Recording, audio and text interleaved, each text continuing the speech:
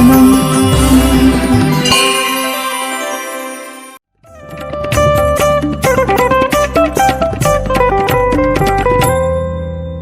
శరదిందు వికాసి మందహాసా స్ఫురదిందీవరలోచనాభిరామాం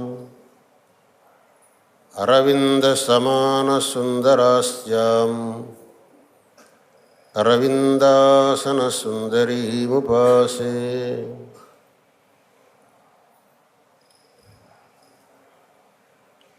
మన ఈ పవిత్ర భారతదేశం ఎంతోమంది మహాపురుషులకు జన్మనిచ్చిన పుణ్యభూమి. ఈ దేశంలో అనేక మంది మహాదార్శనికులు, మహాభక్తులు, మహారాజులు, మహాదాతలు ఎంతోమంది జన్మించారు. వారు ఎన్నో ఉత్కృష్టమైన కార్యములను చేశారు, లోకానికి ఉపకారం చేశారు, చిరస్థాయి అయిన కీర్తికి పాత్రులైనారు. అటువంటి మహాపురుషులలో ఆదిశంకర భగవత్పాదుల వారు పేరెన్నిక గన్నవారు. వారు ఈ భూమండలం మీద కనిపించింది కేవలం 32 సంవత్సరాల కాలం. ఆ అల్పకాలంలో వారు చేసినటువంటి కార్యములు మాత్రం అసాధారణమైనటువంటి. ఒక వ్యక్తి 100 సంవత్సరాలు జీవించిన చేయలేని కార్యములను వారు కేవలం 32 సంవత్సరాల్లో చేశారు అని అంటే వారి యొక్క వ్యక్తిత్వం ఎట్టిదై ఉండొచ్చు, వారి యొక్క ప్రతిభ ఎంతటిదై ఉండొచ్చు అనేదాన్ని మనం ఊహించుకోవాలి. ఆయన జన్మించింది కేరళ దేశంలో కాలటీ క్షేత్రంలో. ఆయన స్థాపించిన పీఠాలు మాత్రం కేరళంలో కాదు, ఒకటి కర్ణాటకంలో స్థాపించారు, ఒకటి ఒరిస్సాలో స్థాపించారు, ఒకటి గుజరాత్లో స్థాపించారు, ఒకటి ఉత్తర దేశంలో స్థాపించారు. ఆయన యొక్క దృష్టి అత్యంత విశాలమైన దృష్టి. ఈ సమస్త భారతదేశం ఒకటే, ఇది నాది అనేటటువంటి దృష్టి. రామేశ్వరంలో పూజ చేయటానికి మహారాష్ట్రుల్ని నియోగించారు. బదరీ క్షేత్రంలో పూజ చేయటానికి కేరళలో ఉండే నంబూద్రులను నియోగించారు. నేపాళంలో పశుపతినాథుడి పూజ చేయడానికి కర్ణాటకలో ఉండే బ్రాహ్మణులను నియోగించారు. ఎటువంటి జాతీయ సమైక్యతాభావం ఆదిశంకరులది. ఇవాళంతా మాట్లాడతారు మనం జాతీయ సమైక్యతాభావం ఉండాలి అని. మనవన్నీ కేవలం మాటలతోనే సరిపోతున్నాయి. ఆయన స్వయంగా ఆచరణ చేసి చూపించారు. దక్షిణంలో ఉన్న పీఠానికి ఉత్తర దేశీయుడైన సురేశ్వరాచార్యులను నియామకం చేశారు. పశ్చిమంలో ఉన్న పీఠానికి ద్రవిడ దేశీయుడైన పద్మపాదులు నియామకం చేశారు. ఉత్తరంలో పుట్టిన పీఠానికి కర్ణాటక దేశీయుడైన తోటకాచార్యులను నియామకం చేశారు. ఎటువంటి ఉదాత్తమైన భావన! ఆది శంకరులను ఇవాటికి కూడా మనం అత్యంత భక్తిభావంతో, పరమ ఆదరభావంతో వారిని స్మరిస్తున్నాము అని అంటే వారి యొక్క వ్యక్తిత్వం, వారి యొక్క పాండిత్యం, వారి యొక్క కరుణ, వారి యొక్క లోకానుగ్రహ శక్తి, ఇవి వారి యొక్క పేరును అజరామరం చేశాయి. ఎంతోమంది వచ్చారు తర్వాత, ఎంతోమంది ఎన్నో పనులు చేశారు. కానీ ఆది శంకరుల వారి యొక్క సమాన స్థాయికి ఎవ్వరూ రాలేదు. అందువల్లనే మనం ఆది శంకరులను పరమశివావతారం అని అంటున్నాం. పరమేశ్వరుడి యొక్క సాక్షాత్ అంశావతారం శంకరుడు అని అంటున్నాం. మనం ఈ మాటలు చెప్పటం శంకరులు పరమేశ్వరుడి యొక్క అవతార స్వరూపులు అని చెప్పటం ఇది కేవలం అంధశ్రద్ధతో కాదు, ఇది కేవలం మనవాళ్ళని అభిమానంతో కాదు. కృష్ణ పరమాత్మను మనం సాక్షాత్ భగవదవతారం అని అంటున్నాం. అది కేవలం అంధశ్రద్ధతో కాదు. ఆయన చరిత్ర చూస్తే ఆయన భగవదవతారం అని అనకుండా ఉండడానికి వీల్లేదు. అది ఆయన యొక్క చరిత్ర. కేవలం అతి చిన్నతనంలో గోవర్ధన పర్వతాన్ని చిటికెన వ్రేలు మీద ఎత్తి 7 రోజుల పాటు అలాగే నుంచున్నాడు అని అంటే ఒక సామాన్య వ్యక్తి వల్ల అవుతుందా?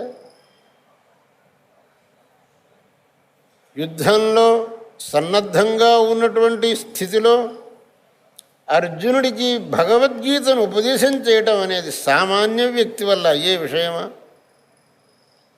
ఆ కృష్ణ పరమాత్మ యొక్క ఒక్కొక్క లీల ఆయన సాక్షాత్ భగవదవతారం అని ప్రస్ఫుటంగా చెబుతున్నది. అదేవిధంగా ఆదిశంకరుల యొక్క చరిత్ర ఆయన సాక్షాత్ భగవదవతారం అని స్పష్టం చేస్తున్నది. ఆయనలో ఉన్నటువంటి ఔదార్యం కానీ, ఆయనలో ఉన్నటువంటి పాండిత్యం కానీ, ఆయనలో ఉన్నటువంటి క్షమ ఓర్పు కానీ మనం అన్యత్ర చూడటానికి వీల్లేదు. ఆయనలో ఉన్న పాండిత్యాన్ని గ్రహించడానికి సామాన్యులు కలిగి కాదు. ఆయన భాష్య గ్రంథాలని అధ్యయనం చేసిన వాళ్లకు, ఆయన యొక్క ప్రకరణాన్ని అధ్యయనం చేసిన వాళ్లకు ఆయన యొక్క పాండిత్య పరాకాష్ఠ ఎంత అనేది తెలుస్తుంది. ఆయన భాష్యాన్ని ఎంతోమంది వ్యాఖ్యానించారు. ఆయన భాష్యాన్ని ఎంతోమంది విమర్శించడానికి ప్రయత్నం చేశారు. కానీ ఎవ్వళ్ళ ప్రయత్నాలు సఫలం కాలేదు. ఆ భాష్యం మటుకు చిరస్థాయిగా నిల్చున్నది. ఆ భగవత్పాదుల యొక్క గ్రంథాల్లో అంత మహిమ ఎలా వచ్చింది అని అంటే ఆయనే ఒక చోట చెప్పారు, అబ్బాయి కేవలం నీ బుద్ధిని అవలంబించి, నీ యొక్క బుద్ధిని ఆధారం చేసుకొని నువ్వు తత్వ నిర్ణయం చేయడానికి వీల్లేదు.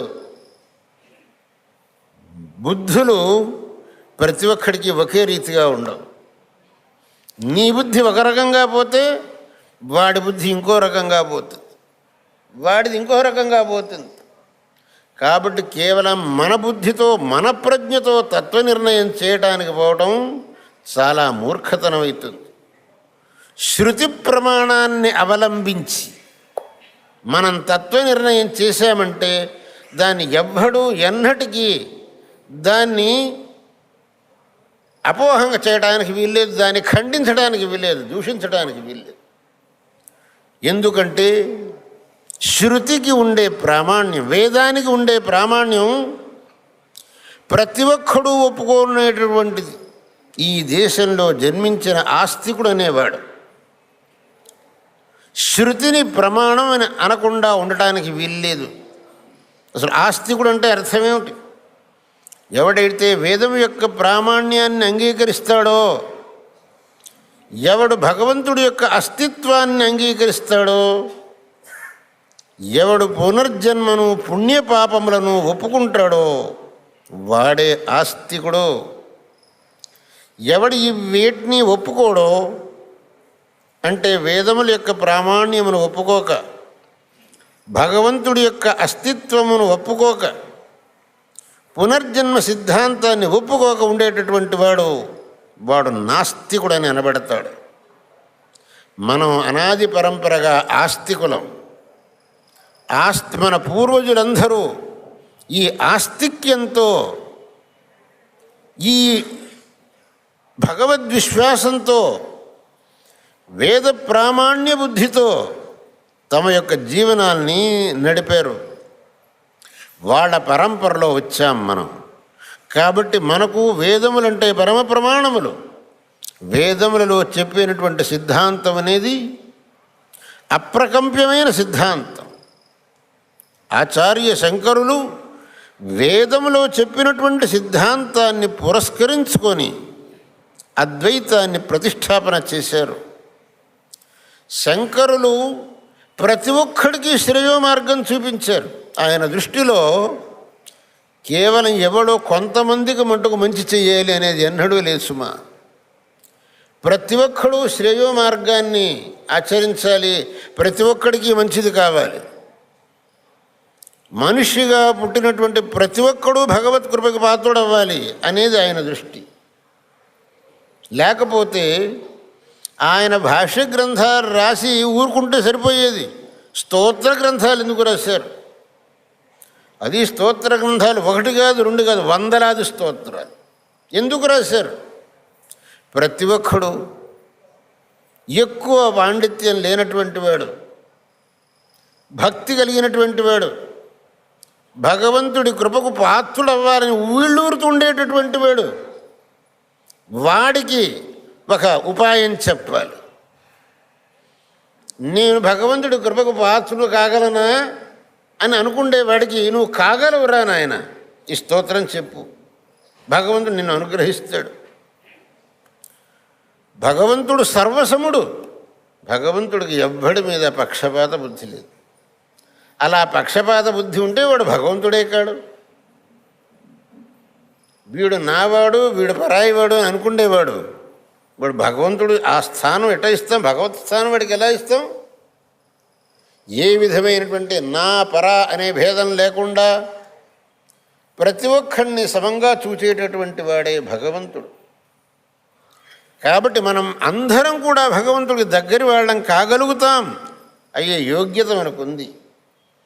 కానీ మన ప్రయత్నం చేయకపోతే మనం భగవంతుడి కృపకు పాత్రులం కాలేం. నదిలో నీళ్లు ప్రవహిస్తున్నాయి.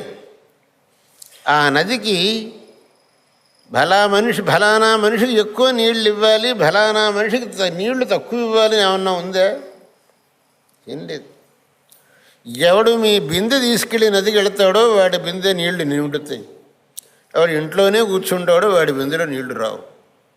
అందుకు నది వీడి మీద తక్కువ చూపు చూచింది, వాడి మీద ఎక్కువ చూపు చూచింది మన నదిని ఏమన్నా అంటానే వీలుందా?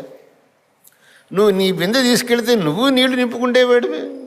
నీకు నీళ్ళు ఇవ్వడానికి ఆ నదీమతలు సిద్ధంగా ఉంది. అలాగే భగవంతుడు మనల్ని అందరినీ అనుగ్రహించడానికి సిద్ధంగా ఉన్నాడు. మరి భగవంతుడిని మనం ఆశ్రయించకపోతే అది మన తప్ప, ఆయన తప్ప? మనం అనన్యమైనటువంటి మనస్సుతో భగవంతుడిని ఆశ్రయించామంటే ఆయన మనల్ని తప్పకుండా అనుగ్రహిస్తాడు. ఇవాళ శ్రీకాళహస్తి వెళ్ళొచ్చాను. శ్రీకాళహస్తిలో ఆ బోయ తిన్నడిని అనుగ్రహించింది భగవంతుడు కాదు? ఎలా అనుగ్రహించాడు? అతడు ఏం చదువుకున్నవాడు? అతడు ఏం శ్రీమంతుడు? ఏమీ లేదు. కానీ ఆ భక్తి అనే ఒక్కటి అతన్ని భగవంతుడిలో ఐక్యం చేసేసింది. ఆ విషయాన్ని భగవత్పాదులు వారు తమ స్తోత్రంలో నిర్దేశించారు. భక్తి కిన్న కరోత్యహో వనచరో భక్తావతం సాయతే. భక్తి అనే దానికి ఎంత మహిమ అనంటే కేవలం అడవిలో ఉండే ఒక వేటగాడు భక్తితో భగవంతుడి యొక్క అపారమైన అనుగ్రహానికి పాత్రుడై భగవంతుడిలో లీనమైనాడు. మార్గావర్తిత పాదుకా పశుపతే రంగస్య కూర్చాయతే గండూషాంబు నిషేచనం పురరిపోర్ దివ్యాభిషేకాయతే. ఈషద్భక్షిత మాంసశేష శకలం నవ్యోపహారాయత్. మనం భగవంతుడు మనం ఇచ్చినటువంటి దాన్ని స్వీకరిస్తాడా లేదా అని మనకు సందేహం అనేక మందికి. స్వామి ఇంత నైవేద్యం చేస్తున్నాం, ఆయన ఏమన్నా స్వీకరిస్తాడా లేదా? అంతా అక్కడనే ఉందే. అవును, ఒక హిందీలో ఒక మహాకవి భక్తుడు రాశాడు, కొంతమంది భగవంతుడు పిలిస్తే పలుకుతాడా లేదా అని సందేహపడతారు. ద్రౌపదిలాగా పిలిచావంటే నీకు పలుకుతాడయ్యా. భగవంతుడు మనం ఇచ్చింది తీసుకుంటాడా లేదా అని కొంతమంది సందేహపడతారు. శబరిలాగా ఇచ్చావంటే నీది తీసుకుంటారు. ఆ భావం మనకు ఉండాలి, ఆ భక్తి అనేది మనకు ఉండాలి. భక్తితో మనం ఇచ్చామంటే దాన్ని భగవంతుడు తప్పకుండా స్వీకరిస్తాడు. భక్తి లేదంటే స్వీకరించడు. కృష్ణ పరమాత్మ పాండవుల తరఫున దూతుడుగా కురుసభకు వెళ్ళినప్పుడు దుర్యోధనుడు ఆ కృష్ణ పరమాత్మకు బంగారపు బిందెతో స్వాగతం ఇవ్వడానికి పోయినట్ట. కృష్ణుడు అన్నాడు, నాయన నీ స్వాగతం నాకు అక్కర్లేదురా బాబు. దుర్యోధనుడి యొక్క రాజభవనంలో బంగారపు పళ్ళరాల్లో కృష్ణ పరమాత్మకు విందు ఏర్పాటు చేసేట. నాయన నీ విందు నాకు అక్కర్లేదురా బాబు, నేను విదురుడింటికి వెళ్తాను. విదురుడింట్లో వెండి పళ్ళాలు బంగారపు పళ్ళాలు లేవంటే నాకు వెండి పళ్ళాలు బంగారపు పళ్ళాలు అక్కర్లేదురా నాయన, నాకు భక్తి అనేది కావాలి. నీ మనస్సులో భక్తిని ఏ కోశానా లేదు. నీ విందు నాకెందుకు రానా.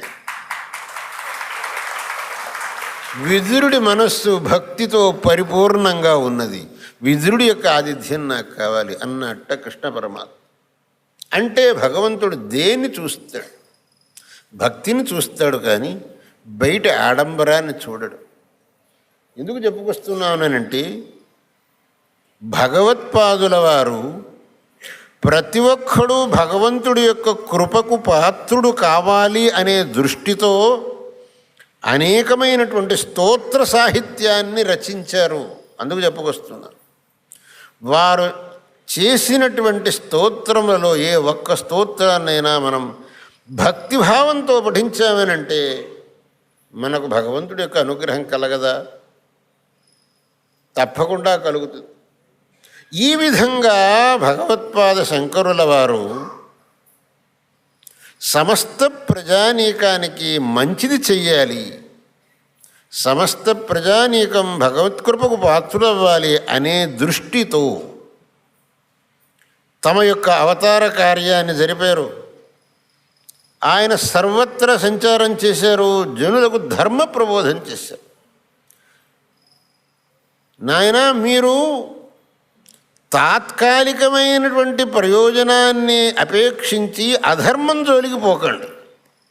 ఇవాళ రోజున అనేక మంది ఒక ప్రశ్నే, మీరు ధర్మం, న్యాయం, నీతి, సత్యం అని అంటున్నారు, వీటిని పట్టు కూర్చుంటే ఎవడు ముందుకు రావడానికి వీల్లేదు ఈ కాలంలో. వీటన్నిటినీ పక్కన పెట్టి అధర్మం, అన్యాయం, అనీతి, అసత్యం వీటిని పుచ్చుకుంటే కానీ ముందుకు రావడానికి వీల్లేదు. ఇప్పటి కాలంలో అనేక మంది యొక్క ప్రశ్న ఇది. ఈ ధర్మం, న్యాయం, సత్యం అనేది కొన్ని శతాబ్దాల కిందటి మాటలు, ఈ శతాబ్దానికి అవి ఉపయోగించవు అని. కానీ ఇది చాలా పొరపాటైనటువంటి భావన. ధర్మశాస్త్రంలో ఈ ప్రశ్నకు జవాబు చెప్పారు. అధర్మేణ ఈధతే పూర్వం తతో భద్రాణి పశ్యతి తతస్సపత్నాన్ జయతి సమూలస్తు వినశ్యతి. అధర్మాన్ని చేసేటటువంటి వాడు పైకొస్తాడనేది నిజం. వాడు తనకు కానటువంటి వాళ్లను పరిమారుస్తాడనేది నిజం.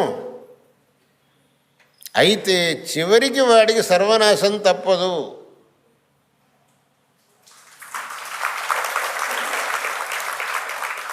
దానికి ఉదాహరణ మహాభారతంలో దుర్యోధనుడు, రామాయణంలో రావణుడు. వాళ్ళు ఎలా వెలిగారు చెప్పండి. దుర్యోధనుడు ఒక వెలుగు వెలిగాడు, రావణుడు ఒక వెలుగు వెలిగాడు. చివరికి ఏమైంది వాళ్ళ స్థితి? రావణుడికి సర్వనాశం, దుర్యోధనుడికి సర్వనాశం. అక్కడ రాముడు, ఇక్కడ ధర్మరాజు, వాళ్ళిద్దరూ ధర్మానికి కట్టుబడి కష్టాలను అనుభవించారు. చివరికి ఏమైంది? వాళ్ళకి జయం దక్కి.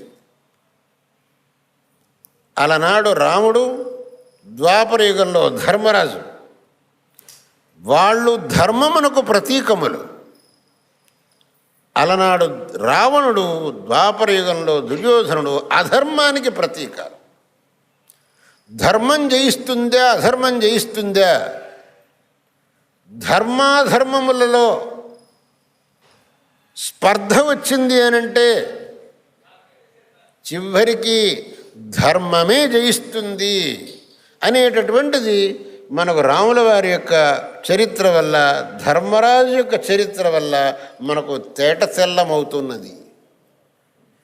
అందుకే ఇవాళ కూడా మనం రాముల వారి పేరు పెట్టుకుంటాం, కానీ మన పిల్లలకు రావణుడి పేరు ఎవరు పెట్టరు.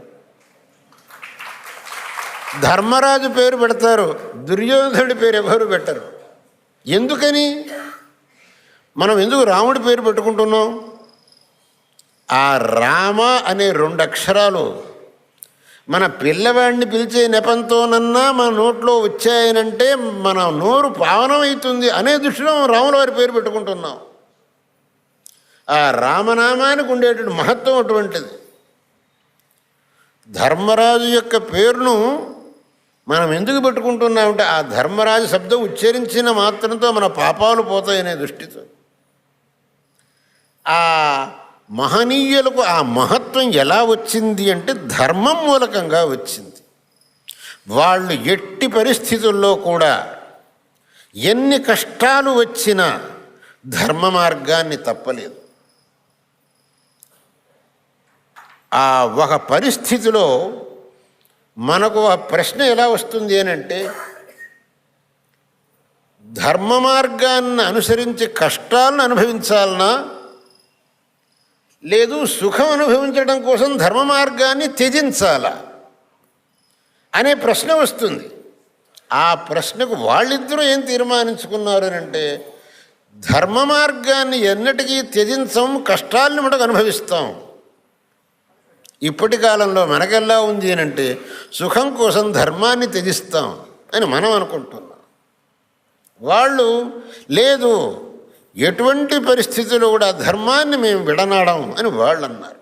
అందువలనే వాళ్ళు మహానుభావులైనారు. వాళ్ళ యొక్క నామం పరమ పవిత్రమైంది.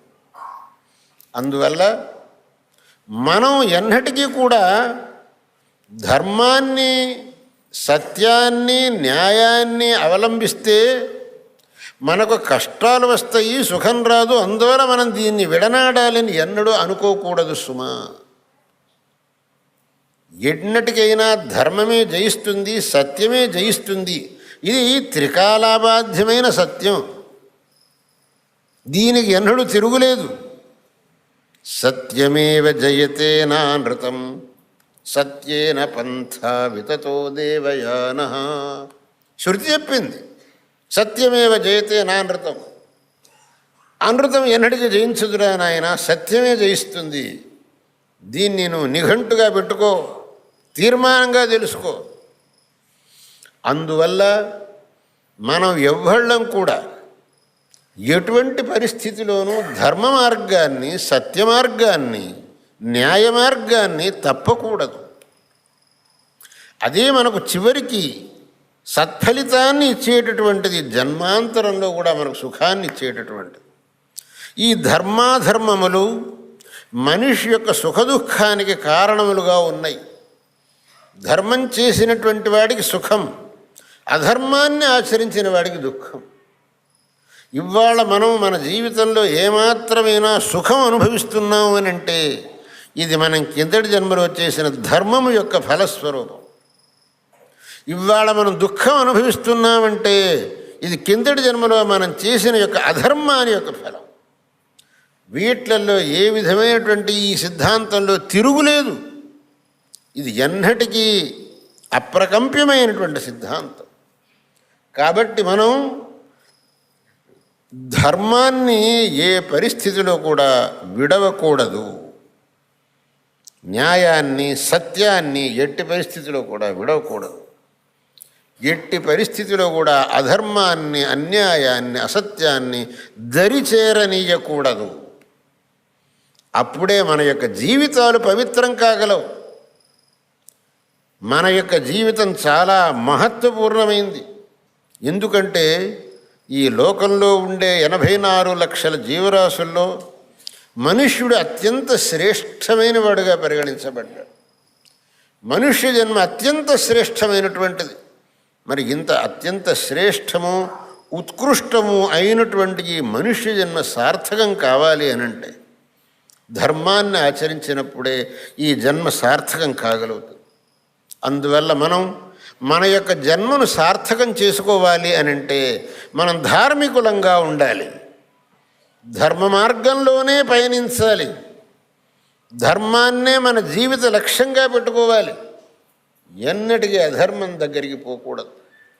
భగవత్పాద శంకరులు దీన్ని జనులకు ప్రబోధించారు. నాయన, ధర్మాన్ని విడిచిపోవాకురా బాబు, అధర్మం దగ్గరికి పోవద్దు. నీ యొక్క జీవితం బాగుపడాలంటే నువ్వు ధార్మికుడుగా ఉండు అని ఆయన ప్రబోధించారు. అందువల్లనే ఆయన అవతారం జరిగి సహస్రాధిక వత్సరములు అయినప్పటికీ నేటికి కూడా ఆయన యొక్క నామధేయం మనకు అత్యంత మంగళప్రదమైనటువంటిదిగా, శివంకరమైనదిగా ఉండి ఆ శంకరనామాన్ని మనం అత్యంత శ్రద్ధాభక్తులతో ఉచ్చరిస్తున్నాం. అటువంటి మహనీయులైనటువంటి శంకర భగవత్పాదాచార్యుల వారు అనేక గ్రంథములను వ్రాసి భక్తులకు అనేకమైన ఉపదేశములను ప్రసాదించారు. ఆయన గ్రంథాల్లో ఆయన చెప్పినటువంటి ఉపదేశములు అనేకములు. ఆయన ఉపదేశములను మనం చక్కగా తెలుసుకోవాలి, ఆ విధంగా నడుచుకోవాలి. అప్పుడు మన జీవితాలు ధన్యములైతాయి. ఆ శంకరులు తాము ప్రచారం చేసినటువంటి ఈ సనాతన ధర్మం నిరంతరంగా ప్రచారంలో ఉండాలనే దృష్టితో ఈ చతురామ్మనాయ పీఠస్థాపన చేశారు. అందులో దక్షిణామ్మనాయ పీఠాన్ని శృంగేరిలో స్థాపించి సురేశ్వరాచార్యుల వారిని అక్కడ అధిపతిగా చేసి ఈ పీఠాధిపతులు సంచారం చేస్తూ జనులకు ధర్మ ప్రబోధం చెయ్యాలని శాసించారు. వారి యొక్క శాసనం, వారి యొక్క ఆజ్ఞ, వారి ఆదేశాన్ని శిరసాధరించి ఈ పీఠాధీశ్వరులు ధర్మ ప్రచారం చేయడం అనేటటువంటిది అనాది పరంపరగా వస్తున్నది. మా గురువరేణ్యులు జగద్గురు శ్రీమద్ అభినవ విద్యాతీర్థ మహాస్వామి వారు మన దేశంలో విస్తృతంగా పర్యటన చేశారు. అనేక గ్రామాల్లో వీళ్ళు ధర్మ ప్రబోధం చేశారు. ఆయన ఈ నెల్లూరు కూడా దయచేశారు. ఇక్కడి మహాజనులను విశేషంగా అనుగ్రహించారు. నేను వారితో పాటు ఒకసారి వచ్చాను, తర్వాత ప్రత్యేకంగా కూడా వచ్చాను. ఈ నెల్లూరు మహాజనుల యొక్క భక్తి శ్రద్ధలను నేను చవి చూచాను. మీ యొక్క శ్రద్ధాభక్తులకు చాలా ఆనందించాను. ఆ భక్తి శ్రద్ధల్లో ఏమాత్రం న్యూనత అనేది లేదు అనేది నాకు స్పష్టమైంది. అప్పుడు ఏ శ్రద్ధాభక్తులను చూచానో దాంట్లో ఏమాత్రం కొరత రాలేదు అనేది నాకు స్పష్టమైంది. నేను ఇవాళ మిమ్మల్ని ఇంతమందిని ఇక్కడ ఈ ಒಂದು భవ్యమైనటువంటి ప్రదేశంలో చూస్తూ అత్యంతమైన ఆనందాన్ని అనుభవిస్తున్నాను. మీకందరికీ నా యొక్క పరిపూర్ణమైన ఆశీస్సులను అందజేస్తున్నాను. వేదశాస్త్రముల యొక్క అభివృద్ధి మన యొక్క సనాతన ధర్మ ప్రచారానికి అత్యంత ఆవశ్యకమైనటువంటిది. అటువంటి వేద పాఠశాలలు, శాస్త్ర పాఠశాలలు అక్కడక్కడ ప్రతిష్ఠితం కావాలి. తన్మూలకంగా ధర్మ ప్రచారం కావాలి.